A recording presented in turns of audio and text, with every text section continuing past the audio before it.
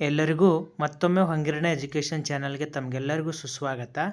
ಯಾರೆಲ್ಲ ಶಿಕ್ಷಕ ಹುದ್ದೆಯನ್ನು ಬರಿತಾ ಇದ್ದೀರೋ ಆ ಎಲ್ಲ ಅಭ್ಯರ್ಥಿಗಳಿಗೆ ಶುಭವಾಗಲಿ ಎಂದು ಹಾರೈಸುತ್ತಾ, ಪೇಪರ್ 1 ಪತ್ರಿಕೆಯಲ್ಲಿ ಕೇಳಬಹುದಾದಂತಹ ಮೌಲ್ಯ ಶಿಕ್ಷಣಕ್ಕೆ ಸಂಬಂಧಪಟ್ಟ ಹಾಗೆ ನಾವು ಇಂದಿನ ಈ ಒಂದು ವಿಡಿಯೋದಲ್ಲಿ ಮೌಲ್ಯ ಶಿಕ್ಷಣದ ಬೋಧನಾ ವಿಧಾನಗಳು ಯಾವ್ಯಾವ ಅದಾವ ಅನ್ನುವಂಥದ್ದು, ಅಲ್ಲಿ ಬರುವಂತಹ ಪ್ರತ್ಯಕ್ಷ, ಪರೋಕ್ಷ ವಿಧಾನ, ಪ್ರಾಸಂಗಿಕ ವಿಧಾನಗಳ ಸಮಗ್ರ ಒಂದು ವಿಶ್ಲೇಷಣೆ ಹಾಗೂ ಮೌಲ್ಯ ಶಿಕ್ಷಣದಲ್ಲಿ ಶಿಕ್ಷಕರ ಪಾತ್ರ ಏನು ಅನ್ನುವಂಥದ್ದನ್ನು ಕುರಿತು, ಅದರ ಜೊತೆಗೆ ಒಂದಿಷ್ಟು MCQ ಮಾದರಿಯ ಪ್ರಶ್ನೆಗಳನ್ನು ಕೂಡ ಇಂದಿನ ಈ ವಿಡಿಯೋದಲ್ಲಿ ನಾವು ಅಧ್ಯಯನವನ್ನು ಮಾಡೋಣ ಅನ್ನುವಂಥದ್ದು. ಮೊದಲನೇದು ಹೋಗೋಣ ವಿಷಯದ ಕಡೆ. ಮೌಲ್ಯ ಶಿಕ್ಷಣ ಬೋಧನಾ ವ್ಯವಸ್ಥೆಯ ಒಂದು ರೂಪರೇಷೆ ಏನಿದೆ ಅನ್ನುವಂಥದ್ದು. ನೋಡಿ, ಮೌಲ್ಯ ಶಿಕ್ಷಣವನ್ನು ನಾವು ಬೋಧಿಸುವಂಥ ಸಂದರ್ಭದಲ್ಲಿ ನಾವು ಮುಖ್ಯವಾಗಿ 3 ವಿಧಾನಗಳನ್ನು ನಾವಿಲ್ಲಿ ಅಳವಡಿಸಿಕೊಳ್ತೀವಿ ಅನ್ನುವಂಥದ್ದು. ಯಾವಪ್ಪ ಅಂತಂದರೆ, ಮೊದಲನೇದಾಗಿ ಪ್ರತ್ಯಕ್ಷ ವಿಧಾನ ಅಂತ ಹೇಳ್ತೀವಿ ನಾವು. ಹೌದಾ?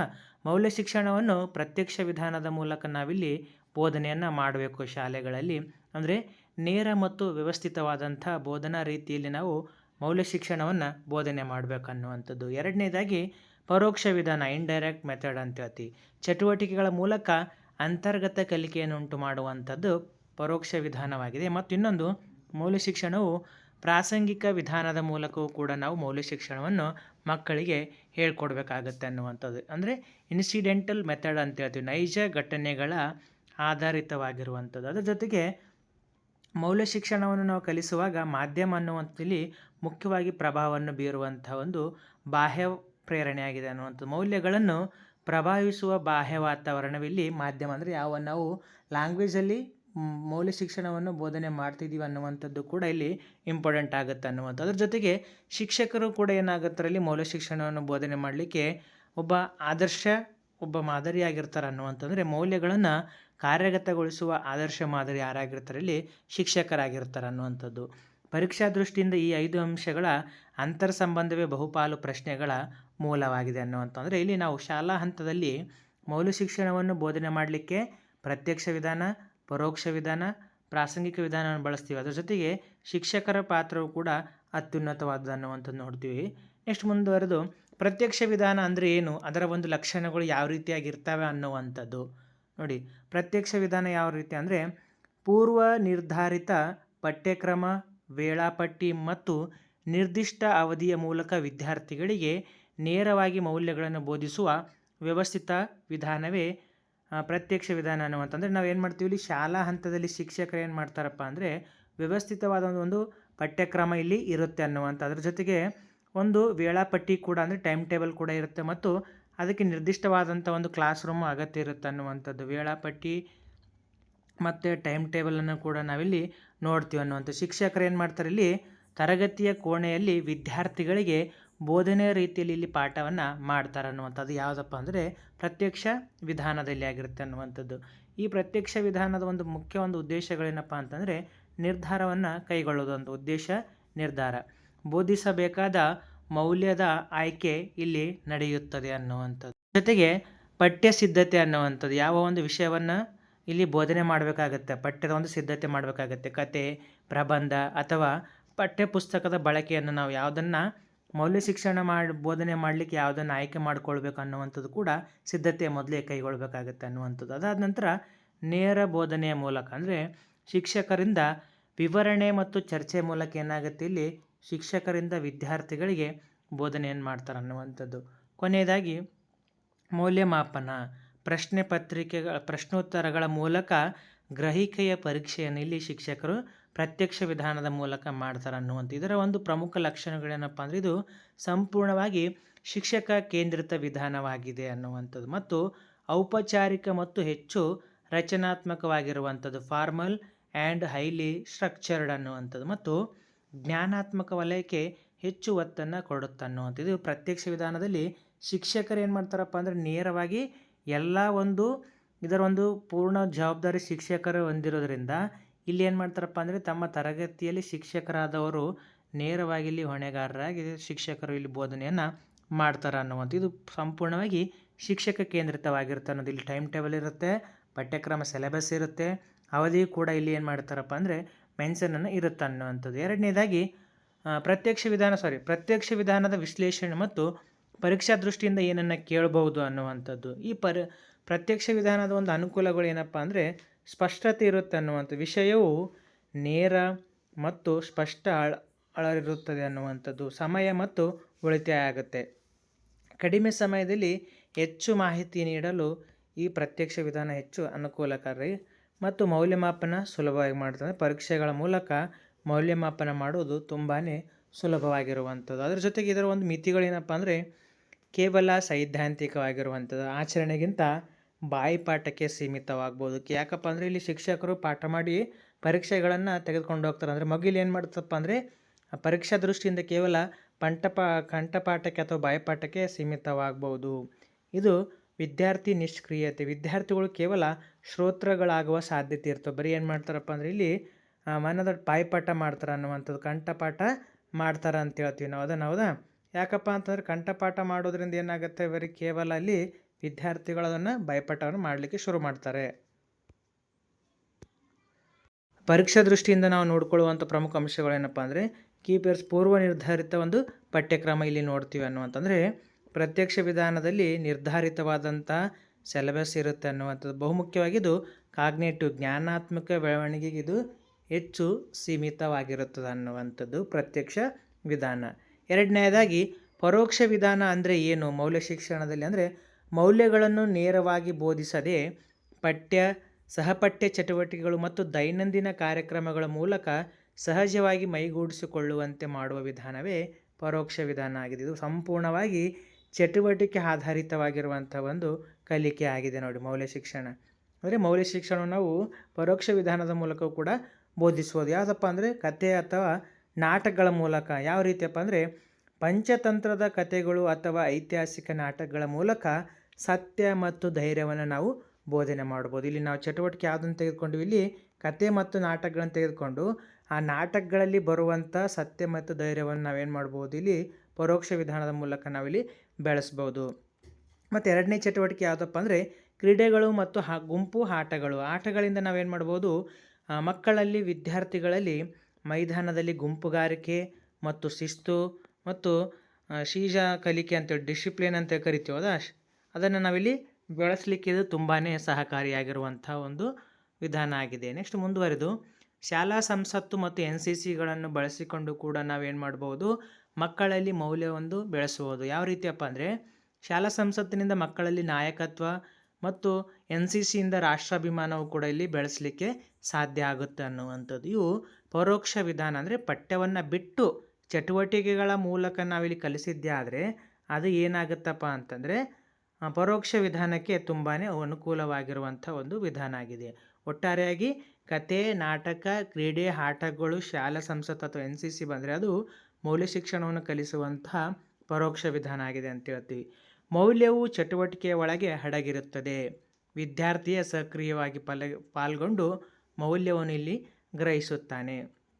ನೆಕ್ಸ್ಟ್ ಪರೋಕ್ಷ ವಿಧಾನದ ವಿಶ್ಲೇಷಣೆ ಮತ್ತು ಪರೋಕ್ಷ ದೃಷ್ಟಿಯಿಂದ ಏನನ್ನು ಕೇಳಬಹುದು ಅನ್ನುವಂಥದ್ದು ಪರೋಕ್ಷ ವಿಧಾನ. ಇದರ ಒಂದು ಅನುಕೂಲಗಳು ಏನಪ್ಪ ಅಂದರೆ ಮಾನಸಿಕ ಮತ್ತು ಭಾವನಾತ್ಮಕವಾಗಿ ಪ್ರಭಾವ ಹೆಚ್ಚು ಬೀರುತ್ತೆ. ಯಾಕಪ್ಪ ಅಂದರೆ ಇಲ್ಲಿ ನಾವು ಚಟುವಟಿಕೆಗಳ ಮೂಲಕ ವಿದ್ಯಾರ್ಥಿಗಳಿಗೆ ಕಲಿಸುವುದರಿಂದ ಏನಾಗುತ್ತೆ, ಅವ್ರ ಮಗು ಕೂಡ ಮಾನಸಿಕವಾಗಿ ಮತ್ತು ಭಾವನಾತ್ಮಕವಾಗಿ ಹೆಚ್ಚು ಪ್ರಭಾವವನ್ನು ಅಲ್ಲಿ ಬೀರುತ್ತೆ. ಮತ್ತು ಇದು ವಿದ್ಯಾರ್ಥಿ ಕೇಂದ್ರಿತ ಸ್ಟೂಡೆಂಟ್ ಸೆಂಟ್ರಿಕ್ ಮತ್ತು ಹೆಚ್ಚು ಆಸಕ್ತಿದಾಯಕ ಆಗಿರುತ್ತೆ. ಯಾಕಪ್ಪ ಅಂದರೆ ಮಕ್ಕಳು ಏನಾಗ್ತಾರಪ್ಪ ಅಂತಂದರೆ ಇಲ್ಲಿ ಚಟುವಟಿಕೆಗಳಲ್ಲಿ ಭಾಗವಹಿಸುವುದರಿಂದ ಸಂಪೂರ್ಣವಾಗಿ ವಿದ್ಯಾರ್ಥಿ ಕೇಂದ್ರಿತ ಆಗಿರ್ತದೆ. ಅದ್ರ ಜೊತೆಗೆ ಚಟುವಟಿಕೆಗಳನ್ನು ನೀಡುವುದರಿಂದ ಮಕ್ಕಳು ಕೂಡ ಹೆಚ್ಚು ಆಸಕ್ತಿಯನ್ನು ಹೊಂದುತ್ತಾರೆ ಮತ್ತು ದೀರ್ಘಕಾಲೀನ ನೆನಪು ಮತ್ತು ನೈಜ ಜೀವನದಲ್ಲಿ ಅಳವಡಿಸುತ್ತಾರೆ. ಮಗು ನೇರವಾಗಿ ಚಟುವಟಿಕೆಗಳಲ್ಲಿ ಭಾಗವಹಿಸುವುದರಿಂದ ಆ ಚಟುವಟಿಕೆಗಳ ಮೂಲಕ ಕಲಿಯುವಂಥದ್ದು ಭಾಳ ಇರುತ್ತೆ. ಆದ್ದರಿಂದ ಮಗು ಏನಾಗುತ್ತೆ, ಇಲ್ಲಿ ತುಂಬಾ ಭಾಳ ದಿನವರೆಗೂ ಅದನ್ನು ನೆನಪಿಟ್ಕೊಂಡು ತಮ್ಮ ಜೀವನದಲ್ಲಿ ಅಳವಡಿಸ್ಕೊಳ್ತಾರೆ ಅನ್ನುವಂಥ. ಇದರ ಒಂದು ಮಿತಿಗಳು ಏನಪ್ಪ ಅಂತಂದರೆ ಅನಾನುಕೂಲಗಳು ಅಂತ ಕೂಡ ನಾವು ಕರಿತೀವಿ. ಶಿಕ್ಷಕರಿಗೆ ಪೂರ್ವ ಸಿದ್ಧತೆ ಮತ್ತು ನೈಪುಣ್ಯತೆ ಅತ್ಯಗತ್ಯವಾಗಿರುತ್ತೆ. ಯಾಕಪ್ಪ ಅಂತಂದರೆ ಯಾವುದೇ ಚಟುವಟಿಕೆಗಳನ್ನು ಮಾಡಬೇಕಾಗಿತ್ತು ಅಂದ್ರೂ ಕೂಡ ಶಿಕ್ಷಕರು ಇಲ್ಲಿ ಏನು ಮಾಡಬೇಕಾಗುತ್ತೆ, ಪೂರ್ವ ಸಿದ್ಧತೆಯನ್ನು ಮಾಡ್ಕೊಳ್ಬೇಕು ಮತ್ತು ಹೆಚ್ಚು ಸಮಯ ತೆಗೆದುಕೊಳ್ಳುತ್ತವೆ. ಎಲ್ಲ ಮೌಲ್ಯಗಳಿಗೂ ಇದು ಸೂಕ್ತವಾಗಿರೋದಿಲ್ಲ ಅನ್ನುವಂಥದ್ದು. ಇಲ್ಲಿ ಕೀ ಪಾಯಿಂಟ್ಸ್ ನಾವೇನು ನೋಡ್ಬೋದಪ್ಪ ಅಂದರೆ ಸಹಪಠ್ಯ ಚಟುವಟಿಕೆಗಳ ಮೂಲಕ ಕಲಿಸುವಂಥದ್ದು ಯಾವುದಪ್ಪ ಅಂದರೆ ಪರೋಕ್ಷ ವಿಧಾನ. ಇದು ಭಾವನಾತ್ಮಕ ಮತ್ತು ಕ್ರಿಯಾತ್ಮಕ ವಲಯಗಳನ್ನು ಪ್ರಚೋದಿಸುತ್ತದೆ. ಅಲ್ಲಿ ಪ್ರತ್ಯಕ್ಷ ವಿಧಾನ ಜ್ಞಾನಾತ್ಮಕ ಸಂಬಂಧಪಟ್ಟಿದ್ರೆ ಇದು ಭಾವನಾತ್ಮಕ ಮತ್ತು ಕ್ರಿಯಾತ್ಮಕ ಸಂಬಂಧಪಟ್ಟಿರುವಂಥದ್ದು. ನೆಕ್ಸ್ಟ್ ಮೂರನೇ ಒಂದು ವಿಧಾನ ಯಾವುದಪ್ಪ ಅಂದರೆ ಪ್ರಾಸಂಗಿಕ ವಿಧಾನ. ಇದನ್ನು ಸಂದರ್ಭೋಚಿತ ಅಂತ ಹೇಳ್ತೀವಿ ನಾವು, ಹೌದಾ? ಸಂದರ್ಭೋಚಿತ ಕಲಿಕೆ ಅಂತೇಳಿ ನಾವಿಲ್ಲಿ ಕರಿತೀವಿ ಅನ್ನುವಂಥದ್ದು. ಯಾವುದೇ ಪೂರ್ವ ಸಿದ್ಧತೆ ಇಲ್ಲದೆ ಶಾಲೆಯಲ್ಲಿ ಅಥವಾ ತರಗತಿಯಲ್ಲಿ ಹಠಾತ್ತನೆ ನಡೆಯುವ ನೈಜ ಘಟನೆಗಳನ್ನು ಬಳಸಿಕೊಂಡು ಅಂದೇ ಆ ಕ್ಷಣವೇ ಮೌಲ್ಯಗಳನ್ನು ಬೋಧಿಸುವ ವಿಧಾನವೇ ಪ್ರಾಸಂಗಿಕ ವಿಧಾನ. ಅಂದರೆ ಇದಕ್ಕೆ ಯಾವುದೇ ಒಂದು ಪೂರ್ವ ಸಿದ್ಧತೆ ಇರೋದಿಲ್ಲ, ಟೈಮ್ ಟೇಬಲ್ ಇರೋದಿಲ್ಲ, ಹೌದಾ?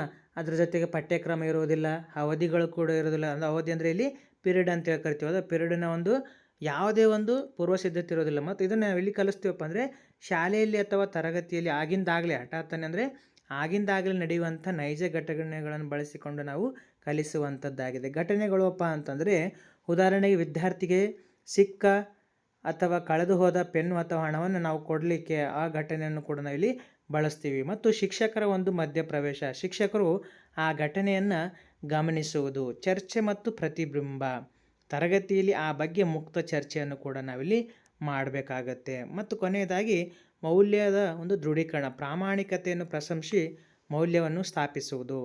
ನೈಜ ಜೀವನದ ಸಮಸ್ಯೆಗಳಿಗೆ ತಕ್ಷಣದ ಪರಿಹಾರ ಮತ್ತು ಮೌಲ್ಯದ ಪ್ರಾಯೋಗಿಕ ಅನುಭವ ನೀಡಲು ಇದು ಅತ್ಯಗತ್ಯ. ಫಾರ್ ಎಕ್ಸಾಂಪಲ್, ಮಗುವಿಗೆ ಆಟದ ಮೈದಾನದಲ್ಲಿ ಒಂದು ಏನು ಸಿಗುತ್ತೆ, ಅವನಿಗೆ ಒಂದು ಪೆನ್ನು ಸಿಗುತ್ತೆ.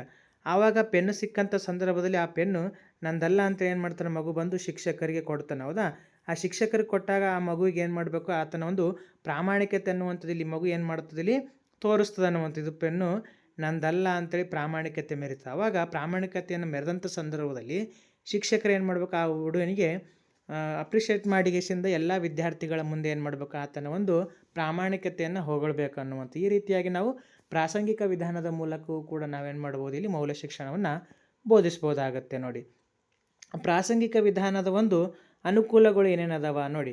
ಅತ್ಯಂತ ನೈಜ ಮತ್ತು ಪ್ರಾಯೋಗಿಕವಾಗಿದ್ದು ತುಂಬಾ ಅನುಕೂಲಕರ ಆಗಿರುತ್ತದೆ. ಎರಡನೇದಾಗಿ ವಿದ್ಯಾರ್ಥಿಗಳ ಮನಸ್ಸಿನಲ್ಲಿ ಇದು ಆಳವಾಗಿ ಬೇರೂರುತ್ತದೆ. ಕೃತಕತೆ ಇಲ್ಲದೆ ಸಹಜವಾದ ಕಲಿಕಾ ವಾತಾವರಣ ಕೂಡ ಇಲ್ಲಿ ನಾವು ನಿರ್ಮಾಣ ಮಾಡ್ಬೋದು. ಇದರ ಒಂದು ಮಿತಿಗಳೇನಪ್ಪ ಅಂದರೆ ಇದನ್ನು ಮುಂಚಿತವಾಗಿ ಯೋಜಿಸಲು ಸಾಧ್ಯ ಇಲ್ಲ. ಯಾಕಪ್ಪ ಅಂದರೆ ಆಗಿಂದಾಗಲೇ ಚಟುವಟಿಕೆಗಳ ಮೂಲಕ ಆಗಿಂದಾಗಲೇ ಆಗುವಂಥ ಘಟನೆಗಳ ಮೂಲಕ ಬೋಧಿಸೋದ್ರಿಂದ ಇದಕ್ಕೆ ಯಾವುದೇ ಪೂರ್ವಾನುಮತಿ ಇಲ್ಲಿ ಇರೋದಿಲ್ಲ. ಶಿಕ್ಷಕರಿಗೆ ಅಪಾರ ಸಮಯ ಪ್ರಜ್ಞೆ ಮತ್ತು ಜಾಣ್ಮೆ ಇಲ್ಲಿ ಬೇಕಾಗುತ್ತೆ ಅನ್ನುವಂಥದ್ದು. ಇದರ ಒಂದು ಕೀ ಪಾಯಿಂಟ್ ಏನಪ್ಪ ಅಂದರೆ ಪೂರ್ವ ಸಿದ್ಧತೆ ಇಲ್ಲದೆ ನೈಜ ಘಟನೆಗಳ ಮೂಲಕ ಬೋಧಿಸುವಂಥದ್ದು ಪ್ರಾಸಂಗಿಕ ವಿಧಾನವಾಗಿದೆ ನೋಡಿ. ತ್ರಿವಿಧಾನ ರೋಗ ನಿರ್ಣಯ ಕೋಷ್ಟಕ, ಡಯಾಗ್ನೋಸ್ಟಿಕ್ ಕಂಪ್ಯಾರಿಸನ್ ಮ್ಯಾಟ್ರಿಕ್ಸ್ ಅಂತ ಹೇಳ್ತೀವಿ. ಇದರ ಒಂದು ಹೋಲಿಕೆ ಅಂಶಗಳು ಏನೇನದಾವ ನೋಡಿ. ಇಲ್ಲಿ ಪ್ರತ್ಯಕ್ಷ ವಿಧಾನಕ್ಕೆ ಪೂರ್ವ ಸಿದ್ಧತೆ ಅನ್ನುವಂಥದ್ದು ಬೇಕೇ ಬೇಕಾಗುತ್ತೆ. ಅದೇನಪ್ಪ ಅಂದರೆ ಪಠ್ಯಕ್ರಮ ಇಲ್ಲಿ ಹೆಚ್ಚು ಬೇಕಾಗುತ್ತೆ. ಪರೋಕ್ಷ ವಿಧಾನದಲ್ಲಿ ಚಟುವಟಿಕೆಗಳ ಮೂಲಕ ಮಾಡ್ತೀವಿ. ಇದಕ್ಕೆ ಪ್ರಾಸಂಗಿಕ ವಿಧಾನಕ್ಕೆ ಯಾವುದೇ ಚಟುವಟಿಕೆಗಳ ಅಥವಾ ಪೂರ್ವ ಸಿದ್ಧತೆ ಇಲ್ಲಿ ಬೇಕಾಗಿಲ್ಲ, ಅನಿರೀಕ್ಷಿತ ಆಗಿಂದಾಗಲೇ ಹೇಳುವಂಥದ್ದು. ಮತ್ತು ಪ್ರತ್ಯಕ್ಷ ವಿಧಾನದಲ್ಲಿ ಶಿಕ್ಷಕರ ಪಾತ್ರ ಏನಾಗಿರುತ್ತೆ, ಇಲ್ಲಿ ಹೆಚ್ಚು ಸಕ್ರಿಯರಾಗಿರ್ತಾರೆ ಅನ್ನುವಂಥ. ಯಾಕಂದರೆ ಪ್ರತ್ಯಕ್ಷ ವಿಧಾನದಲ್ಲಿ ಶಿಕ್ಷಕರೇ ನೇರವಾಗಿ ಪಾಠ ಮಾಡೋದರಿಂದ ಶಿಕ್ಷಕರು ಏನು ಮಾಡಬೇಕಾಗತ್ತೆ, ಇಲ್ಲಿ ಹೆಚ್ಚು ಸಕ್ರಿಯರಾಗ್ತಾರೆ ಮತ್ತು ಇಲ್ಲಿ ಅವರೇ ಬೋಧನೆಯನ್ನು ಇಲ್ಲಿ ಮಾಡ್ತಾರೆ ಅನ್ನುವಂಥದ್ದು. ಎರಡನೇದಾಗಿ ಪರೋಕ್ಷ ವಿಧಾನದಲ್ಲಿ ಕೇವಲ ಅವರು ಮಾರ್ಗದರ್ಶಕರಾಗಿರ್ತಾರೆ ಮತ್ತು ಸಂಯೋಜಕರಾಗಿರ್ತಾರೆ.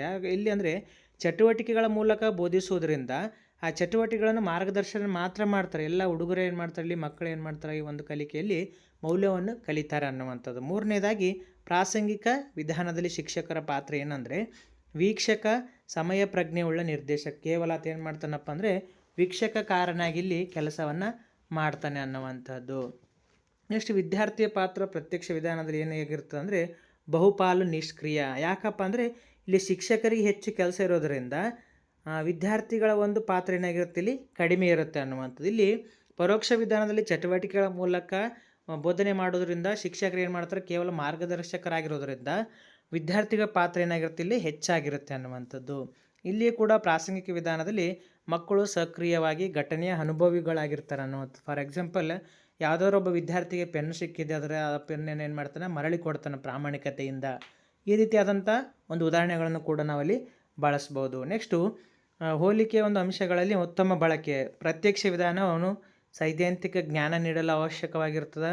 ಪರೋಕ್ಷ ವಿಧಾನ ನಡವಳಿಕೆಯನ್ನು ಬದಲಾಯಿಸಿರ್ತದೆ ಮತ್ತು ಪ್ರಾಸಂಗಿಕ ವಿಧಾನವು ತಕ್ಷಣದ ನೈತಿಕ ಬಿಕ್ಕಟ್ಟನ್ನು ಇಲ್ಲಿ ಬಗೆಹರಿಸಲು ಇದು ಸಹಾಯವನ್ನು ಮಾಡುತ್ತೆ ನೋಡಿ. ಉದಾಹರಣೆಗೆ ಪ್ರತ್ಯಕ್ಷ ವಿಧಾನ ನೈತಿಕ ಶಿಕ್ಷಣ ತರಗತಿಯಲ್ಲಿ ಬೋಧಿಸಬಹುದು. ಪರೋಕ್ಷ ವಿಧಾನವು ನಾಟಕ, NCC ಕ್ರೀಡೆಗಳ ಮೂಲಕ ಅದನ್ನು ಹೇಳ್ಬೋದು. ಇದು ಪ್ರಾಸಂಗಿಕ ವಿಧಾನ ತರಗತಿಯಲ್ಲಿ ನಡೆದ ಜಗಳವನ್ನು ಬಿಡಿಸಲಿಕ್ಕೆ ಇದು ಉತ್ತಮವಾದಂಥ ಉದಾಹರಣೆಯಾಗಿರುವಂಥದ್ದು ನೋಡಿ. ನೆಕ್ಸ್ಟ್ ಮುಂದುವರೆದು ಮೌಲ್ಯಗಳ ಮೇಲೆ ಮಾಧ್ಯಮದ ಒಂದು ಪ್ರಭಾವ ಏನಿದೆ ಅನ್ನುವಂಥದ್ದು. ಮೌಲ್ಯಗಳ ಮೇಲೆ ನೋಡಿ, ಮಾಧ್ಯಮ ಅನ್ನುವಂಥದ್ದು ಮೀಡಿಯಾ ಅಂತ ಹೇಳ್ತೀವಿ ನಾವು. ಮೀಡಿಯಾ ಅಂತಂದರೆ ಏನು? ಇಲ್ಲಿ ಮೊಬೈಲ್ಸ್ಗಳಾಗಿರ್ಬೋದು, TV ಇಂಟರ್ನೆಟ್ ಆಗಿರ್ಬೋದು, ಮುಂತಾದವುಗಳನ್ನು ಕೂಡ ನಾವಿಲ್ಲಿ ಮಾಧ್ಯಮಗಳಂತ ಕರಿತೀವಿ. ಈ ವಿದ್ಯಾರ್ಥಿಗಳ ಮನೋಭಾವ, ನಡವಳಿಕೆ ಮತ್ತು ಮೌಲ್ಯಗಳನ್ನು ರೂಪಿಸುವ ಅತಿ ದೊಡ್ಡ ಅನೌಪಚಾರಿಕ ಶಿಕ್ಷಣ ವ್ಯವಸ್ಥೆಯಲ್ಲಿ ಯಾವುದೇ ರೂಲ್ಸ್ಗಳು ಅಥವಾ ಟೈಮ್ ಟೇಬಲ್ ಇಲ್ಲಿ ಇರೋದಿಲ್ಲ ಅನ್ನುವಂಥದ್ದು. ಔಪಚಾರಿಕ ಅಂತಂದರೆ ನಾವೆಲ್ಲಿ ಕಲಿತೀವಪ್ಪ ಅಂದರೆ ಅದು ಶಾಲೆಯಲ್ಲಿ ನಾವು ಕಲಿತೀವಿ ಅನ್ನುವಂಥ. ಔಪಚಾರಿಕೆಯಲ್ಲಿ ಶಾಲೆಯಲ್ಲಿ, ಅನೌಪಚಾರಿಕ ಅಂದರೆ ಶಾಲೆಯನ್ನು ಬಿಟ್ಟು ಕಲಿಯುವಂಥದ್ದು. ಇದರ ಒಂದು ಪ್ರಭಾವ ವಿದ್ಯಾರ್ಥಿಗಳ ಮೇಲೆ ಯಾವ ರೀತಿ ಅಂದರೆ ನೋಡಿ, ಮೊದಲನೇದಾಗಿ ಪತ್ರಿಕೆಗಳು ಯಾವ ರೀತಿ ಇರಬೇಕಂದ್ರೆ ಸಂಪಾದಕೀಯಗಳು ಮತ್ತು ವರದಿಗಳ ಮೂಲಕ ಸಾಮಾಜಿಕ ಜವಾಬ್ದಾರಿ, ಪ್ರಜಾಸತ್ತಾತ್ಮಕ ಮೌಲ್ಯಗಳನ್ನು ಬಿತ್ತನೆ ಮಾಡಬೇಕು. ರೇಡಿಯೋಗಳು ಸಾಕ್ಷ್ಯಚಿತ್ರಗಳು, ಸಂದರ್ಶನಗಳ ಮೂಲಕ ಸಾಂಸ್ಕೃತಿಕ ಜಾಗೃತಿಯನ್ನು ಮೂಡಿಸಬೇಕು. ಅದೇ ರೀತಿಯಾಗಿ ಚಲನಚಿತ್ರಗಳು ಪ್ರಬಲವಾದಂಥ ದೃಶ್ಯ ಶ್ರಾವ್ಯ ಮಾಧ್ಯಮ, ಅಂದರೆ ಕೇಳಿಸ್ಕೊಳ್ತೀವಿ ಮತ್ತು ನೋಡ್ತೀವಿ ಅನ್ನುವಂಥದ್ದು. ದೃಶ್ಯ ಅಂದರೆ ನೋಡುವಂಥದ್ದು, ಶ್ರಾವ್ಯ ಅಂದರೆ ಕೇಳುವಂಥದ್ದು. ಆದರ್ಶ ನಾಯಕರ ಮೂಲಕ ಅವರ ಒಂದು ಶೌರ್ಯ ತ್ಯಾಗದ ಒಂದು ನಾವು ಚಲನಚಿತ್ರಗಳ ಮೂಲಕ ಇಲ್ಲಿ ನೋಡ್ಬೋದು. ಫಾರ್ ಎಕ್ಸಾಂಪಲ್ ಕ್ರಾಂತಿವೀರ ಸಂಗೊಳ್ಳಿ ರಾಯಣ್ಣ ಅವರ ಒಂದು ಪಿಕ್ಚರನ್ನು ನಾವು ನೋಡಿದಾಗ ಮಕ್ಕಳಲ್ಲಿ ದೇಶಾಭಿಮಾನವನ್ನು ನಾವಿಲ್ಲಿ ಬೆಳೆಸಲಿಕ್ಕೆ ಸಾಧ್ಯ ಆಗುತ್ತೆ. ಅದೇ ರೀತಿಯಾಗಿ ಸಾಮಾಜಿಕ ಮಾಧ್ಯಮಗಳು ಅಂತ ಹೇಳ್ತೀವಿ. ಸೋಷಿಯಲ್ ಮೀಡಿಯಾ ಅಂದರೆ ತ್ವರಿತವಾದಂಥ ಸಂವಹನ, ಜಾಗತಿಕ ಅರಿವು, ಸಮಾನತೆಯನ್ನು ಮೂಡಿಸಲಿಕ್ಕೆ. ಫಾರ್ ಎಕ್ಸಾಂಪಲ್ ಏನಪ್ಪ ಅಂದರೆ ಸಾಮಾಜಿಕ ಮಾಧ್ಯಮ ಅಂದರೆ ಟ್ವಿಟ್ಟರು, ಫೇಸ್ಬುಕ್ಕು, ಇನ್ಸ್ಟಾಗ್ರಾಮ್ ಅಂತ ಹೇಳ್ತೀವಿ ನೋಡ್ರಿ, ಅವು. ಅದರ ಜೊತೆಗೆ ಡಿಜಿಟಲ್ ಗೇಮ್ಸ್, ನಿರ್ಧಾರ ತೆಗೆದುಕೊಳ್ಳುವಿಕೆ ಮತ್ತು ಕಾರ್ಯತಂತ್ರದ ಕೌಶಲ್ಯಗಳು ಬೆಳೆಸಲಿಕ್ಕೆ ಇದು ಸಾಧ್ಯ ಆಗುತ್ತೆ. ಮತ್ತು ಮಾಧ್ಯಮ ಇಲ್ಲಿ ಕೂಡ ತುಂಬಾ ಸಹಾಯವಾಗುವಂಥ ಒಂದು ಮಾಧ್ಯಮಗಳು, ಇಷ್ಟೆಲ್ಲ ಪ್ರಭಾವವನ್ನು ಇವು ಬೀರುತ್ತವೆ. ನೆಕ್ಸ್ಟು ಮಾಧ್ಯಮದ ದ್ವಂದ್ವಮುಖ ಸಕಾರಾತ್ಮಕ ಮತ್ತು ನಕಾರಾತ್ಮಕ ಪರಿಣಾಮಗಳು ಏನು? ಮಾಧ್ಯಮಗಳಿಂದ ಸಕಾರಾತ್ಮಕವಾಗಿ ಪಾಸಿಟಿವ್ ಆಗಿರುವಂಥ ಒಂದು ಅಂಶಗಳೇನಪ್ಪ ಅಂದರೆ ಇವು ಮಾಧ್ಯಮಗಳು ರಾಷ್ಟ್ರೀಯ ಭಾವೈಕ್ಯತೆ ಮತ್ತು ಸಾಂಸ್ಕೃತಿಕ ಸಹಿಷ್ಣುತೆಯ ಪ್ರಸಾರವನ್ನು ಮಾಡಬೇಕು. ಅದೇ ರೀತಿಯಾಗಿ ಜಾಗತಿಕ ಸಮಸ್ಯೆಗಳಂದರೆ ಪರಿಸರ ಆಗಿರ್ಬೋದು, ಬಡತನ ಆಗಿರ್ಬೋದು, ಮುಂತಾದ ಜಾಗತಿಕ ತಾಪಮಾನಗಳ ಕುರಿತು ಅರಿವನ್ನು ಮೂಡಿಸ್ಬೋದು. ಮತ್ತು ಮಾದರಿ ವ್ಯಕ್ತಿಗಳಿಂದ ಅವರ ಒಂದು ಸಾಧನೆಗಳನ್ನು ಸ್ಫೂರ್ತಿಯ ರೂಪದಲ್ಲಿ ಮಕ್ಕಳಿಗೆ ತಿಳಿಸ್ಕೊಡ್ಬೋದು. ಇವು ಸಕಾರಾತ್ಮಕ. ಮತ್ತು ಮೈನಸ್ ರೂಪದಲ್ಲಿ ಅಂದರೆ ನೆಗೆಟಿವ್ ಅಂತ ಹೇಳ್ತೀವಿ, ನಕಾರಾತ್ಮಕ. ಹಿಂಸೆ ಮತ್ತು ಅಪರಾಧಗಳ ವೈಭವೀಕರಣವು ಕೂಡ ನಾವು TVಗಳಲ್ಲಿ ಅಥವಾ ಮಾಧ್ಯಮಗಳಲ್ಲಿ ನೋಡೋದ್ರಿಂದ ಮಕ್ಕಳ ಮನಸ್ಸಿನ ಮೇಲೆ ದುಷ್ಟ ಪರಿಣಾಮವು ಕೂಡ ಇಲ್ಲಿ ಬೀಳ್ಬೋದು. ಅದರ ಜೊತೆಗೆ ಬಳಕೆದಾರರ ಸಂಸ್ಕೃತಿ ಮತ್ತು ಭೌತಿಕತೆಗೆ ಇದು ಮಾರು ಹೋಗೋದು, ಸಮಯ ವ್ಯರ್ಥ ಮತ್ತು ಸೈಬರ್ ಬೆದರಿಕೆಗಳು ಕೂಡ ಇಲ್ಲಿ ಬರ್ತವೆ. ಅಂದರೆ ನಮ್ಮ ಹೆಚ್ಚು ಸಮಯವನ್ನು ಇದು ತೆಗೆದುಕೊಳ್ಳುತ್ತೆ ಅನ್ನುವಂಥದ್ದು.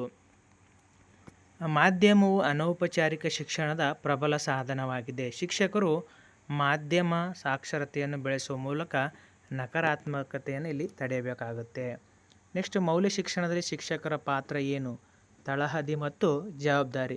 ಶಿಕ್ಷಕರು ಕೇವಲ ಬೋಧಕರಲ್ಲ, ಅವರು ಆದರ್ಶ ಮಾದರಿ ಅಂದರೆ ರೋಲ್ ಮಾಡೆಲ್ ಅಂತ ಹೇಳ್ತೀವಿ. ಮಕ್ಕಳು ಉಪದೇಶಕ್ಕಿಂತ ಅನುಕರಣೆಯಿಂದ ಹೆಚ್ಚು ಕಲಿಯುತ್ತಾರೆ ಅನ್ನುವಂಥದ್ದು. ವಿದ್ಯಾರ್ಥಿಗಳ ವ್ಯಕ್ತಿತ್ವ ಅಂದರೆ ಪ್ರತ್ಯಕ್ಷ ವಿಧಾನದ ಮೂಲಕ, ಪರೋಕ್ಷ ವಿಧಾನದ ಮೂಲಕ, ಪ್ರಾಸಂಗಿಕ ವಿಧಾನದ ಮೂಲಕ ಕಲಿತಾರೆ. ಅದರ ಜೊತೆಗೆ ಶಿಕ್ಷಕರ ಒಂದು ಮಾದರಿ ರೋಲ್ ಮಾಡೆಲ್ನ ಇಟ್ಕೊಂಡು ಅವರು ವಿದ್ಯಾರ್ಥಿಗಳಲ್ಲಿ ಕಲಿಯುತ್ತಾರೆ ಅನ್ನುವಂಥದ್ದು ನೋಡಿ.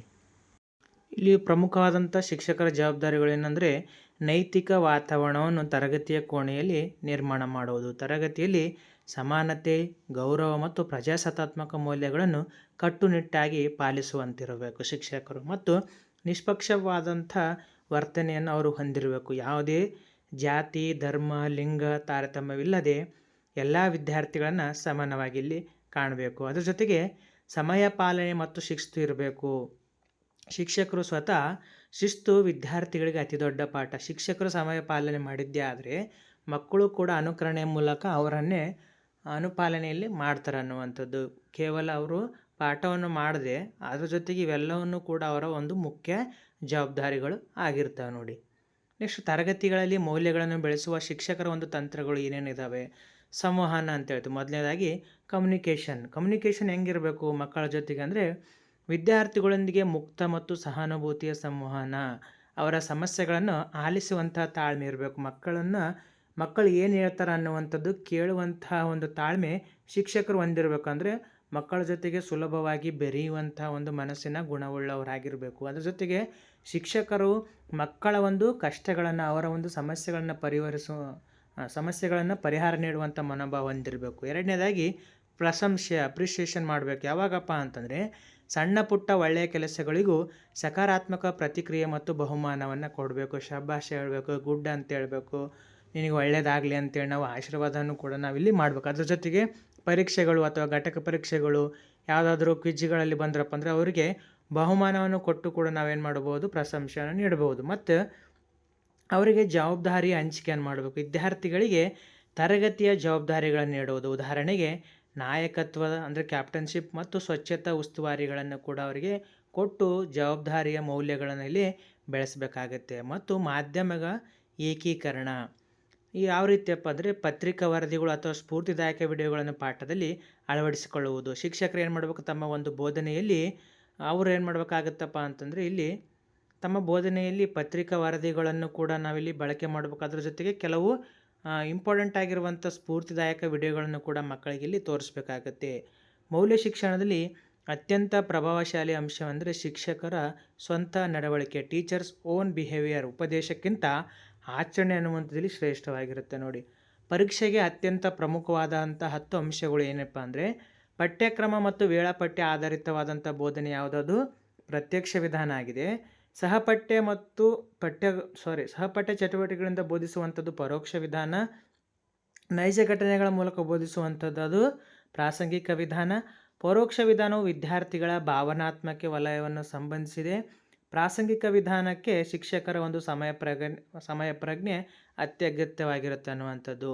ಮೌಲ್ಯ ಶಿಕ್ಷಣದಲ್ಲಿ ಅತ್ಯಂತ ಪರಿಣಾಮಕಾರಿ ಸಾಧನ ಯಾವುದಪ್ಪ ಅಂದರೆ ಅದು ಶಿಕ್ಷಕರ ಒಂದು ಆದರ್ಶ ಮಾದರಿ. ಅದರ ಜೊತೆಗೆ ಮಾಧ್ಯಮಗಳು ಮೌಲ್ಯ ಶಿಕ್ಷಣದ ಅನೌಪಚಾರಿಕ ಏಜೆನ್ಸಿಗಳಾಗಿವೆ. ಮತ್ತು ಮುಂದುವರೆದ 8ನೇ ಒಂದು ಪಾಯಿಂಟು, ಗುಂಪು ಆಟಗಳು ಮತ್ತು ಕ್ರೀಡೆಗಳು ಸಾಮಾಜಿಕ ಮೌಲ್ಯಗಳನ್ನು ಬೆಳೆಸುತ್ತವೆ. ಮರೆಮಾಚಿದ ಪಠ್ಯಕ್ರಮ ಪರೋಕ್ಷ ವಿಧಾನದ ಒಂದು ಲಕ್ಷ್ಯ. Hidden curriculum. ಜ್ಞಾನಾತ್ಮಕ ವಲಯದ ಬೆಳವಣಿಗೆ ಪ್ರತ್ಯಕ್ಷ ವಿಧಾನ ಹೆಚ್ಚು ಸೂಕ್ತವಾಗಿರುತ್ತೆ. ನೋಡಿರಿ, ಮೌಲ್ಯ ಶಿಕ್ಷಣ ಒಂದು ಬೋಧನಾ ವಿಧಾನಗಳು ನಾವು 3 ನೋಡಿದ್ವಿ. ಒಂದು ನೇರ, ಒಂದು ಪ್ರತ್ಯಕ್ಷ, ಪರೋಕ್ಷ, ಪ್ರಾಸಂಗಿಕ. ಪ್ರತ್ಯಕ್ಷ ಬೋಧನದಲ್ಲಿ ನೇರವಾಗಿ ಶಿಕ್ಷಕರು ಬೋಧಿಸ್ತಾರೆ ಮತ್ತು ಪಠ್ಯಕ್ರಮ ಇರುತ್ತೆ. ಇಲ್ಲಿ ಚಟುವಟಿಕೆಗಳಿರ್ತವೆ, ಆಟ, ಕತೆ, NCC ಇವೆಲ್ಲವೂ ಕೂಡ ಅಲ್ಲಿ ಇರ್ತವೆ. ಪ್ರಾಸಂಗಿಕ ವಿಧಾನದಲ್ಲಿ ಅನಿರೀಕ್ಷಿತವಾಗಿರುವಂಥದ್ದು ಮತ್ತು ಸಮಯ ಪ್ರಜ್ಞೆಯಲ್ಲಿ ತುಂಬಾ ಮುಖ್ಯವಾಗಿರ್ತದೆ. ಇಲ್ಲಿ ಮಾಧ್ಯಮದ ಪ್ರಭಾವ ಹೆಂಗಿರ್ಬೇಕಪ್ಪ ಅಂದರೆ ಸಕಾರಾತ್ಮಕತೆ ಹೊಂದಿರಬೇಕು. ಯಾವ ರೀತಿ ಜಾಗೃತಿಯನ್ನು ಮೂಡಿಸುವಂತಿರಬೇಕು, ಮಕ್ಕಳಲ್ಲಿ ಸ್ಫೂರ್ತಿಯನ್ನು ಮೂಡಿಸುವಂತಿರಬೇಕು. ನಕಾರಾತ್ಮಕತೆ, ಭೌತಿಕತೆ ಮತ್ತು ಹಿಂಸೆಯನ್ನು ಅವು ಮಾಡಬಾರ್ದು. ಮತ್ತು ಪರಿಹಾರವನ್ನು ಕೂಡ ಇಲ್ಲಿ ನೀಡಬೇಕು. ಶಿಕ್ಷಕರ ಪಾತ್ರ ಏನು ಮೌಲ್ಯ ಶಿಕ್ಷಣದಲ್ಲಿ? ಆದರ್ಶ ಮಾದರಿ. ಅವರ ಒಂದು ಅನುಕರಣೆ ಮಾಡೋದ್ರಿಂದ ಶಿಕ್ಷಕರು ಆದರ್ಶಪ್ರಾಯರಾಗಿರಬೇಕು. ಸಮಾನವಾದಂಥ ವಾತಾವರಣ ಶಾಲೆಯಲ್ಲಿ ನಿರ್ಮಾಣ ಮಾಡಬೇಕು ಮತ್ತು ಮಕ್ಕಳಿಗೆ ಯಾವಾಗಲೂ ಮಾರ್ಗದರ್ಶನ ನೀಡುವಂಥ ಪ್ರೇರಕರಾಗಿರಬೇಕು. ಕೇವಲ ಪರೀಕ್ಷೆಗಾಗಿ ಮಾತ್ರವಲ್ಲದೆ ಉತ್ತಮ ಶಿಕ್ಷಕರಾಗಲು ಇದು ತುಂಬಾ ಉಪಯೋಗಕಾರ ಆಗುತ್ತೆ ನೋಡಿ. ನೆಕ್ಸ್ಟ್ ಇದಕ್ಕೆ ಸಂಬಂಧಪಟ್ಟ ಹಾಗೆ ಪ್ರಮುಖ ಒಂದು ಪ್ರಶ್ನೆಗಳನ್ನು ನಾವಿಲ್ಲಿ ನೋಡ್ತಾ ಹೋಗೋಣ. ಪೂರ್ವ ನಿರ್ಧಾರಿತ ಪಠ್ಯಕ್ರಮದ ಮೂಲಕ ಮೌಲ್ಯಗಳನ್ನು ಬೋಧಿಸುವುದನ್ನು ಹೀಗೆ ಕರೆಯುತ್ತಾರೆ. ಅದು ಯಾವುದಪ್ಪ ಅಂದರೆ ಪ್ರತ್ಯಕ್ಷ ವಿಧಾನ. ಆಲ್ರೆಡಿ ಈಗ ಪಠ್ಯಕ್ರಮ ಇರುತ್ತೆ ನೋಡಿ.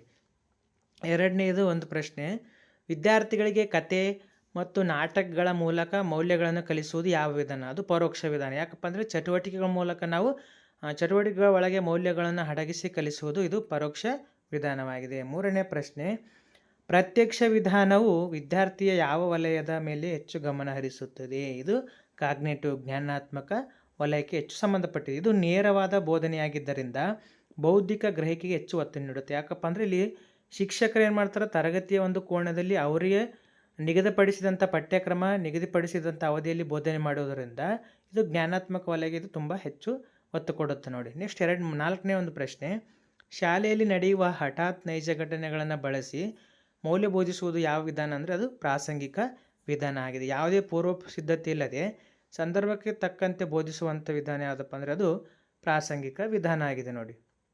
ನೆಕ್ಸ್ಟ್ 5ನೇ ಪ್ರಶ್ನೆ, ಮೈದಾನದಲ್ಲಿ ಆಟವಾಡುತ್ತಿರುವಾಗ ವಿದ್ಯಾರ್ಥಿಗಳ ನಡುವೆ ಜಗಳವಾದಾಗ ಶಿಕ್ಷಕರು ಮಧ್ಯಪ್ರವೇಶಿಸಿ ಸಹನೆಯ ಬಗ್ಗೆ ಹೇಳುವಂಥ ಒಂದು ಮೌಲ್ಯ ಯಾವುದಪ್ಪ ಅಂದರೆ ಅದು ಪ್ರಾಸಂಗಿಕ ವಿಧಾನದ ಮೂಲಕ ಬೋಧನೆ ಮಾಡುವುದು. ಅಂದರೆ ಮಕ್ಕಳಲ್ಲಿ ಸಹನೆ ಅನ್ನುವಂಥದ್ದು ತುಂಬ ಬೇಕು. ಯಾವುದೇ ಒಂದು ಗೆಲುವು ಸೋಲುಗಳಿದ್ದಾಗ ಸಹನೆಯನ್ನು ಇರುವಂಥದ್ದು ಬೇಕಾಗುತ್ತೆ ಅನ್ನುವಂಥ ಇದು ಅನಿರೀಕ್ಷಿತ ಘಟನೆಯನ್ನು ಬೋಧನಾ ಅವಕಾಶವಾಗಿ ಬಳಸಿಕೊಂಡ ನೈಜ ಉದಾಹರಣೆ ಇಲ್ಲಿ ಪ್ರಾಸಂಗಿಕ ವಿಧಾನ. ಗುಪ್ತ ಪಠ್ಯಕ್ರಮವನ್ನು ಒಳಗೊಂಡಿರುವಂಥ ವಿಧಾನ ಯಾವುದಪ್ಪ ಅಂದರೆ ಅದು ಪರೋಕ್ಷ ವಿಧಾನವಾಗಿದೆ. ಪರೋಕ್ಷ ವಿಧಾನದಲ್ಲಿ ಮೌಲ್ಯವು ಚಟುವಟಿಕೆಯ ಒಳಗೆ ಗುಪ್ತವಾಗಿರುತ್ತದೆ. ಪ್ರಾಸಂಗಿಕ ವಿಧಾನದ ಯಶಸ್ಸಿಗೆ ಶಿಕ್ಷಕರಲ್ಲಿ ಇರಬೇಕಾದ ಅತ್ಯಂತ ಪ್ರಮುಖ ಗುಣ ಏನು? ಅದು ಸಮಯ ಪ್ರಜ್ಞೆ ಆಗಿದೆ ಅನ್ನುವಂಥದ್ದು. ಘಟನೆಯ ಮೂಲಕ ಬೋಧನೆ ಮಾಡೋದ್ರಿಂದ ಹೆಚ್ಚು ಸಮಯವನ್ನು ಕೂಡ ಇಲ್ಲಿ ತೆಗೆದುಕೊಳ್ಳೋದ್ರಿಂದ ಸಮಯ ಪ್ರಜ್ಞೆಯಲ್ಲಿ ಹೆಚ್ಚು ಬೇಕಾಗುತ್ತೆ ನೋಡಿ. NCC ಮತ್ತು ಸ್ಕೌಟ್ ಗೈಡ್ಸ್ ಮೂಲಕ ಶಿಸ್ತು ಮತ್ತು ದೇಶಭಕ್ತಿ ಬೆಳೆಸುವಂಥದ್ದು ಯಾವುದಪ್ಪ ಅಂದರೆ ಇದು ಪರೋಕ್ಷ ವಿಧಾನ. ಯಾಕಂದರೆ ಪಠ್ಯಕ್ರಮ ಇರೋದಿಲ್ಲ, ಯಾವುದೇ ಅವಧಿ ಇರೋದಿಲ್ಲ, ಇದು ಚಟುವಟಿಕೆಗಳ ಮೂಲಕ ಬೋಧನೆ ಮಾಡುವಂಥ ಮೌಲ್ಯ ಆಧಾರಿತ ಒಂದು ವಿಧಾನ ಆಗಿರೋದ್ರಿಂದ ಇದು ಪರೋಕ್ಷ ವಿಧಾನ ಆಗಿದೆ ನೋಡಿ. ಸಹಪಠ್ಯ ಚಟುವಟಿಕೆಗಳಾಗಿರುವಂಥದ್ದು ಇಲ್ಲಿ ಇಂಪಾರ್ಟೆಂಟ್. ನೆಕ್ಸ್ಟ್ 9ನೇ ಪ್ರಶ್ನೆ, ಮೌಲ್ಯ ಶಿಕ್ಷಣದಲ್ಲಿ ಮಾಧ್ಯಮವು ಯಾವ ರೀತಿಯ ಸಂಸ್ಥೆಯಾಗಿ ಕಾರ್ಯನಿರ್ವಹಿಸುತ್ತದೆ? ಇದು ಕೇವಲ ಅನೌಪಚಾರಿಕವಾಗಿ ಕಾರ್ಯನಿರ್ವಹಿಸುತ್ತದೆ ಮಾಧ್ಯಮ. ಇಲ್ಲಿ ಔಪಚಾರಿಕ ಅಂತ ಬಂದರೆ ಏನಾಗುತ್ತೆ, ಇಲ್ಲಿ ಶಾಲೆ ಅನ್ನುವಂಥದ್ದು ನಮಗೆ ಬರುತ್ತೆ ಅನ್ನುವಂಥದ್ದು ನೋಡಿ. ನೆಕ್ಸ್ಟ್ 10ನೇ ಪ್ರಶ್ನೆ, ವಿದ್ಯಾರ್ಥಿಗಳಲ್ಲಿ ಜಾಗತಿಕ ಸಂಸ್ಥೆಗಳ ಅಂದರೆ ಉದಾಹರಣೆಗೆ ತಾಪಮಾನ ಏರಿಕೆ ಅರಿವು ಮೂಡಿಸುವಲ್ಲಿ ಪ್ರಭಾವ ಪಾತ್ರ ಯಾವುದಪ್ಪ ಅಂದರೆ ಮೀಡಿಯಾ, TVಗಳಾಗಿರ್ಬೋದು, ನ್ಯೂಸ್ ಪೇಪರ್ ಆಗಿರ್ಬೋದು, ರೇಡಿಯೋಗಳಾಗಿರ್ಬೋದು, ಒಟ್ಟಾರೆಯಾಗಿ ಮಾಧ್ಯಮಗಳ ಮೂಲಕ ಮಗುವಿನಲ್ಲಿ ಪ್ರಭಾವ ಬೀರಿಸುವಂಥ ಒಂದು ಪ್ರಮುಖ ಆಯಾಮ ಯಾವುದಪ್ಪ ಅಂದರೆ ಅದು ಮಾಧ್ಯಮವಾಗಿದೆ. ನೆಕ್ಸ್ಟ್ ಮುಂದಿನ ಪ್ರಶ್ನೆ, ಮಾಧ್ಯಮದ ನಕಾರಾತ್ಮಕ ಪರಿಣಾಮವನ್ನು ತಡೆಯಲು ಶಿಕ್ಷಕರು ವಿದ್ಯಾರ್ಥಿಗಳಲ್ಲಿ ಏನನ್ನು ಬೆಳೆಸಬೇಕು? ಮಾಧ್ಯಮ ಸಾಕ್ಷರತೆಯನ್ನು ಇಲ್ಲಿ ಬೆಳೆಸಬೇಕಾಗುತ್ತೆ. ನೆಕ್ಸ್ಟ್ ಕೆಳಗಿನವುಗಳಲ್ಲಿ ಯಾವುದು ಮಾಧ್ಯಮದ ಸಕಾರಾತ್ಮಕ ಪ್ರಭಾವವಲ್ಲ? ಇದು ಬಳಕೆದಾರರ ಒಂದು ಸಂಸ್ಕೃತಿಯನ್ನು ಇದು ಒಳಗೊಂಡಿರುತ್ತೆ ಅನ್ನುವಂಥದ್ದು. ನೆಕ್ಸ್ಟ್ 13ನೇ ಪ್ರಶ್ನೆ, ಮೌಲ್ಯ ಶಿಕ್ಷಣದಲ್ಲಿ ಶಿಕ್ಷಕರ ಅತ್ಯಂತ ಪ್ರಭಾವಶಾಲಿ ಪಾತ್ರ ಏನಾಗಿರ್ತದೆ? ಕೇವಲ ಅವರು ರೋಲ್ ಮಾಡೆಲ್ ಆಗಿ ತಮ್ಮ ಒಂದು ಕೆಲಸವನ್ನು ಮಾಡಬೇಕಾಗತ್ತೆ. ಯಾಕಂದರೆ ಶಿಕ್ಷಕರು ಒಂದು ನಡವಳಿಕೆಯನ್ನು ಮಕ್ಕಳು ನೇರವಾಗಿ ಅನುಕರಣೆ ಮಾಡೋದ್ರಿಂದ ಕೇವಲ ಅವರು ರೋಲ್ ಮಾಡೆಲ್ ಆಗಿರಬೇಕು. ಒಂದು ತರಗತಿಯಲ್ಲಿ ಶಿಕ್ಷಕರು ಎಲ್ಲ ಜಾತಿ ಅಥವಾ ಧರ್ಮದ ವಿದ್ಯಾರ್ಥಿಗಳನ್ನು ಸಮಾನವಾಗಿ ಕಾಣುತ್ತಾರೆ. ಇದು ಯಾವ ಮೌಲ್ಯವನ್ನು ಉತ್ತೇಜಿಸುತ್ತೆ ಅಂದರೆ ಅದು ಪ್ರಜಾಸತ್ತಾತ್ಮಕ ಮೌಲ್ಯ. ಸಮಾನ ಅಂತಂದರೆ ಏನು ಬರುತ್ತೆ, ಇಲ್ಲಿ ಪ್ರಜಾಪ್ರಭುತ್ವಕ್ಕೆ ಸಂಬಂಧಪಟ್ಟಿರುವಂಥ ಡೆಮೋಕ್ರೆಟಿಕ್ ವ್ಯಾಲ್ಯೂ ಅಂತ ಹೇಳ್ತೀವಿ ನೋಡಿ. ಪ್ರತ್ಯಕ್ಷ ವಿಧಾನದ ಪ್ರಮುಖ ಮಿತಿ ಏನು? ಕೇವಲ ಇದು ಸೈದ್ಧಾಂತಿಕ ಹಾಗೂ ವಿದ್ಯಾರ್ಥಿ ನಿಷ್ಕ್ರಿಯವಾಗಿರುತ್ತೆ ಅನ್ನುವಂಥ. ಯಾಕಪ್ಪ ಅಂದರೆ ಪ್ರತ್ಯಕ್ಷ ವಿಧಾನದಲ್ಲಿ ಶಿಕ್ಷಕರಿಗೆ ಹೆಚ್ಚು ಕೆಲಸ ಇರೋದರಿಂದ ಮಕ್ಕಳು ಏನು ಮಾಡ್ತಾರೆ, ಕೇವಲ ಕಲಿತಾರೆ, ಅಲ್ಲಿ ಹೆಚ್ಚು ಆ್ಯಕ್ಟಿವ್ ಇರೋದಿಲ್ಲ ಅನ್ನುವಂಥದ್ದು. ಇದು ಕೇವಲ ಸೈದ್ಧಾಂತಿಕ ನೋಡಿ. ಪ್ರಾಯೋಗಿಕ ಅನುಭವದ ಕೊರತೆ ಇಲ್ಲಿ ಇರುತ್ತೆ ಅನ್ನುವಂಥ, ಕೇವಲ ಶ್ರೋಗಳಾಗಿರುತ್ತಾರೆ. ನೆಕ್ಸ್ಟ್ 16ನೇ ಪ್ರಶ್ನೆ, ವಿದ್ಯಾರ್ಥಿಗಳಿಗೆ ತರಗತಿಯ ಸ್ವಚ್ಛತೆಯ ಜವಾಬ್ದಾರಿ ನೀಡುವುದು ಯಾವ ವಿಧಾನದ ಅಡಿಯಲ್ಲಿ ಬರುತ್ತೆ? ಇದು ಪರೋಕ್ಷ ವಿಧಾನ. ಪ್ರತ್ಯಕ್ಷ ಅಂದರೆ ಅದಕ್ಕೆ ಪಠ್ಯಕ್ರಮ ಇರಬೇಕು, ಅದ್ರ ಜೊತೆಗೆ ಟೈಮ್ ಟೇಬಲ್ ಇರಬೇಕು, ಅವಧಿ ಕೂಡ ಅದಕ್ಕೆ ಇರಬೇಕಾಗುತ್ತೆ ನೋಡಿ. ನೆಕ್ಸ್ಟ್ ಮುಂದಿನ ಪ್ರಶ್ನೆ, ಕತೆ ಹೇಳುವ ಮೂಲಕ ನೀತಿ ಬೋಧಿಸುವುದು ಯಾವ ವಲಯವನ್ನು ಹೆಚ್ಚು ಪ್ರಚೋದಿಸುತ್ತದೆ? ಇದು ಭಾವನಾತ್ಮಕ. ಕಥೆಯ ಮೂಲಕ ಏನು ಮಾಡ್ತಾರೆ ಮಕ್ಕಳು, ಭಾವನಾತ್ಮಕವಾಗಿ ಇವರು ಏನು ಮಾಡ್ತಾರೆ, ತಮ್ಮ ಮನಸ್ಸುಗಳಿಗೆ ನಾಟುವಂತೆ ಕಥೆಗಳನ್ನು ಹೇಳಬೇಕಾಗತ್ತೆ. ಇದ್ರ ಮೂಲಕ ನಾವು ಮೌಲ್ಯವನ್ನು ಬೆಳೆಸಬಹುದು. ಯಾವ ವಿಧಾನವನ್ನು ಮುಂಚಿತವಾಗಿ ಯೋಜಿಸಲು ತಯಾರಿ ಮಾಡಲು ಸಾಧ್ಯವಿಲ್ಲ ಅಂದರೆ ಅದು ಪ್ರಾಸಂಗಿಕ ಅಂತ ಗೊತ್ತಿತ್ತು. ಏನಪ್ಪ ಅಂದರೆ ಅನಿರೀಕ್ಷಿತ ಘಟನೆಗಳ ಮೂಲಕ ಅದು ಮೌಲ್ಯ ಬೆಳೆಸೋದ್ರಿಂದ ಇದಕ್ಕೆ ಯಾವುದಾದಂಥ ಪೂರ್ವ ನಿರ್ಧಾರಿತವಾಗಿ ಯೋಜಿಸಲಿಕ್ಕೆ ಇದು ತಯಾರಿ ಮಾಡಲಿಕ್ಕೆ ಸಾಧ್ಯ ಇಲ್ಲ. ಶಿಕ್ಷಕರ ಸಕಾರಾತ್ಮಕ ಪ್ರತಿಕ್ರಿಯೆ ವಿದ್ಯಾರ್ಥಿಗಳಲ್ಲಿ ಏನನ್ನು ಹೆಚ್ಚಿಸುತ್ತದೆ ಅಂದರೆ ಅದು ಆತ್ಮವಿಶ್ವಾಸ ಮತ್ತು ಸನ್ನಡತೆಯನ್ನು ಹೆಚ್ಚಿಸಲಿಕ್ಕೆ ಇಲ್ಲಿ ಸಹಾಯವನ್ನು ಮಾಡುತ್ತೆ ನೋಡಿ. ಮೌಲ್ಯ ಶಿಕ್ಷಣದ ಒಂದು ಅಂತಿಮ ಗುರಿ ಏನಾಗಿರಬೇಕಂದ್ರೆ ಮಕ್ಕಳನ್ನು ಉತ್ತಮ ಪ್ರಜೆ ಮತ್ತು ಸತ್ಪ್ರಜೆಯನ್ನಾಗಿ ರೂಪಿಸುವುದು ಅನ್ನುವಂಥದ್ದು. ಕೊನೆಯದಾಗಿ ಪರಿಕಲ್ಪನೆಗಳ ಸ್ಪಷ್ಟತೆಯ ಪರೀಕ್ಷಾ ಯಶಸ್ಸಿನ ಮೂಲ ಮಂತ್ರ ಅನ್ನುವಂಥ. ಇಷ್ಟ ಆಗಿತ್ತು ಇವತ್ತಿನ ತರಗತಿಯ ಒಂದು ವಿಷಯ ವಸ್ತು ಮತ್ತು ಪ್ರಮುಖ 20 ಮಾದರಿಯ ಪ್ರಶ್ನೆಗಳು ಅನ್ನುವಂಥದ್ದು. ಮುಂದಿನ ವಿಡಿಯೋದಲ್ಲಿ ಮತ್ತೊಂದು ವಿಷಯದ ಜೊತೆಗೆ ಮತ್ತೊಂದಿಷ್ಟು ಮಾದರಿಯ ಪ್ರಶ್ನೆಗಳ ಜೊತೆಗೆ ಸಿಗೋಣ. ಅಲ್ಲಿವರೆಗೂ ಧನ್ಯವಾದಗಳು. ಯಾರೆಲ್ಲ ಮೊದಲ ಬಾರಿಗೆ ನಮ್ಮ ವಿಡಿಯೋಗಳನ್ನು ನೋಡ್ತಾ ಇದ್ದೀರೋ ಪ್ಲೀಸ್ ಸಬ್ಸ್ಕ್ರೈಬ್ ಮಾಡಿ, ಶೇರ್ ಮಾಡಿ, ಕಮೆಂಟ್ ಮಾಡಿ. ಮುಂದಿನ ವಿಡಿಯೋದಲ್ಲಿ ಸಿಗೋಣ. ಧನ್ಯವಾದಗಳು.